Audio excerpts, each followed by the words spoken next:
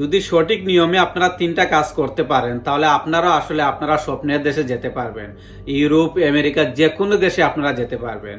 তো 3টা কাজের বিষয়ে আজকে আপনাদের সাথে আমি শেয়ার করব। সর্বপ্রথম কাজ হচ্ছে গিয়া যে আপনার জব। আপনি মিডল ইস্টের যেই দেশেই থাকেন না কেন, লিগেল ভাবে যাতে আপনার জবটা থাকে। কোনোভাবে আপনার আসলে অবৈধ হতে পারবো না, আমাদের জবটা থাকতে হবে লিগেল ভাবে। এই একটা বিষয়। দ্বিতীয় বিষয় হচ্ছে গিয়া একটা ব্যাংক স্টেটমেন্ট। আমরা যদি একটা ব্যাংক স্টেটমেন্ট তৈরি করতে পারি, যেমন আপনারা চাইলে আপনারা যেমন স্যালারি 1000 আছে অথবা 1500 টাকা আছে, এখানে সাথে আপনি আরো কিছু টাকা অ্যাড করবেন, ওইটা 3000 4000 টাকা প্রতি মাসে যে কোনো একটা ব্যাংকে রাখবেন।